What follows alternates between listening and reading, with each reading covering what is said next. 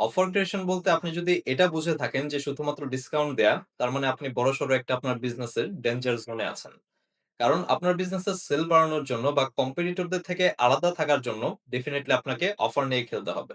আপনার অফার যদি আপনার প্রতিযোগীদের অফারের তুলনায় কম ভ্যালু হয়, আর আপনার যদি অফারটা সঠিক না হয়, আপনার ব্যবসায় 80% অফ দিয়েও কোনো লাভ হবে না। সো চলুন জানা যাক যে রাইট অফার ক্রিয়েশনটা কিভাবে করা যায়। যদি রাইট অফার ক্রিয়েশনটা নিয়ে আমি কথা বলা শুরু করি তাহলে ২-৩ ঘন্টায়ও শেষ হবে না। কারণ এটা একটা বড় বিষয়। বাট এই ভিডিওতে আপনাদেরকে বেস্ট অফার ক্রিয়েশন এর একটা গুরুত্বপূর্ণ জিনিস তুলে ধরবো সেটা হচ্ছে ভ্যালু বোঝানো। ধরুন আপনার প্রোডাক্টটা মার্কেটের আরো ১০ জন সেল করছে। তো এই ১০ জনের থেকে আলাদা থাকতে হলে আপনার প্রোডাক্টে কিন্তু ভ্যালুটা বাড়াতে হবে। ধরেন আপনি একটা রিমোট বিক্রি করছেন। এই রিমোটের সাথে আপনার বাকি কম্পিটিটররা হয়তোবা ব্যাটারিটা এড করছে না। আপনি কি করতে পারেন? এটার ব্যাটারিটা আপনি এড করতে পারেন এবং এই ব্যাটারিটা এড করার কারণে আপনার প্রোডাক্টের ভ্যালুটা কিন্তু বেড়ে গেল যেটা কম্পিটিটররা দিচ্ছে না। সো তাদের তুলনায় কিন্তু এই ব্যাটারির সাথে এই রিমোটের সাথে আরো কি যে আপনি হয়তোবা বক্সটাকে প্রিমিয়াম করতে পারেন এই রিমোটের কিংবা সঠিকভাবে ব্র্যান্ডিং করতে পারেন।